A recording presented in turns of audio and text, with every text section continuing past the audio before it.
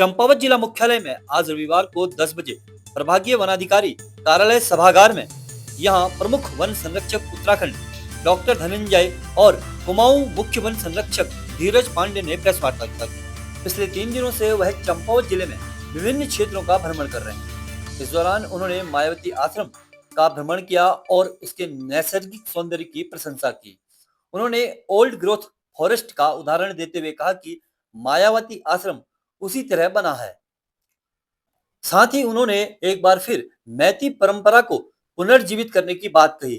कहा कि जिले में जितनी भी शादियां हो रही हैं उसमें वन विभाग द्वारा वर वधु द्वारा पेड़ पौधे लगाने का अभियान चलाया जा रहा है।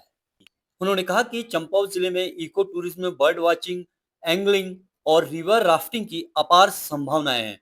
उन्होंने कहा कि उत्तराखंड में यहाँ नंदौर अभयारण्य में बाघों की संख्या बढ़ रही है, जिससे पर्यटन को बढ़ावा मिलेगा। फायर सीजन और वनाग्नि के विषय में बोलते हुए उन्होंने कहा कि इस बार उत्तराखंड वन विभाग द्वारा ऐप आधारित प्रबंधन किया गया है, जिसमें त्वरित अलर्ट मिल जाता है। इसमें आम जनता भी आग लगने की घटनाओं की जानकारी फोटो के साथ साझा कर सकती है।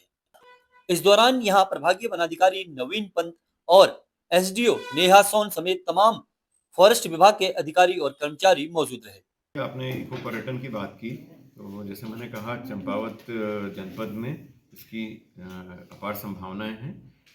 पक्षी आधारित पर्यटन, बर्ड वॉचिंग बेस्ड टूरिज्म और जिम कॉर्बेट ट्रेल तो यहाँ एक धरोहर के रूप में मिली हुई है इस जिले को, क्योंकि अधिकांश जो जिम कॉर्बेट ने जो मैन ईटर्स मारे वो इस जिले के ही थे। चुक्कार, थाक, कोत केंद्री, कितने भी तल्ला देश, ये सब आपके चंपावत जिले में उन्होंने मारे थे। तो बहुत सारे लोग हैं दुनिया में जो जिम कॉर्बेट के दीवाने हैं, जिन्होंने उनकी किताब पढ़ी है और वो यहाँ आके इन क्षेत्रों का भ्रमण करने का प्रयास करते रहते हैं। उसको हमको और बेहतर करना है ताकि पर्यटन यहाँ कॉर्बेट ट्रेल वाला पर्यटन भी बढ़े और स्थानीय लोग इससे और ज़्यादा जुड़ें, उनकी आजीविका बढ़े। बर्ड वॉचिंग की मैंने बात की। इसके अलावा एंगलिंग के लिए ये विश्व प्रसिद्ध स्थल हैं हमारे यहाँ, पंचेश्वर और जो चुक्का क्षेत्र है, इसमें भी बहुत संभावनाएं हैं और विभाग भी इसमें आगे बढ़ रहा है इन सब चीज़ों में। और कैसे इसमें स्थानीय लोगों को जोड़ते हुए हम आगे बढ़ें, यही हमारा मेन ध्येय है, जिससे स्थानीय लोगों की आजीविका बढ़े। इसके अलावा आपने फायर सीजन की बात की, तो इस वर्ष हमने कई नवाचार किए हैं, चाहे वो ऐप आधारित प्रबंधन हो, चाहे वो शीतला खेत मॉडल की एक्सपोजर विजिट हो, चाहे हमारा जो मौसम विभाग के साथ हमने जो एमओयू किया है कस्टमाइज्ड वेदर रिपोर्ट का।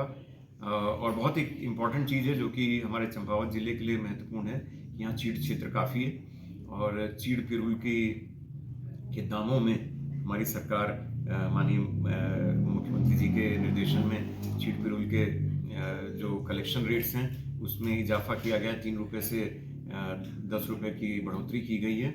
और कल एक बहुत अच्छी चीज़ जो भिंगराड़ा में मैंने देखी, जहाँ स्थानीय जो महिलाओं का जो सेल्फ हेल्प ग्रुप है, उन्होंने कैसे चीड़ पिरूल के माध्यम से ब्रिकेट बनाने की जो यूनिट का वो प्रबंधन कर रही हैं और ऑलरेडी उन्होंने थोड़ा सप्लाई करना शुरू कर दिया और आने वाले समय में इस सीज़न में मुझे उम्मीद है कि काफ़ी अच्छी मात्रा में वो ब्रिकेट सप्लाई करेंगी।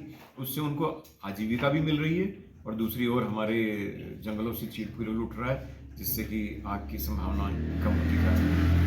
तो इस वर्ष अभी तक हमारा बहुत अच्छा हो रहा है। चंपावत जिले में नगण्य अलर्ट्स आए हैं, जबकि गत वर्ष काफ़ी ज़्यादा अलर्ट्स यहाँ पे इस समय तक आ चुके थे। तो अभी तक की स्थिति आग की इस साल बहुत बेहतर है पिछले सालों के मुकाबले और अन्यथा भी।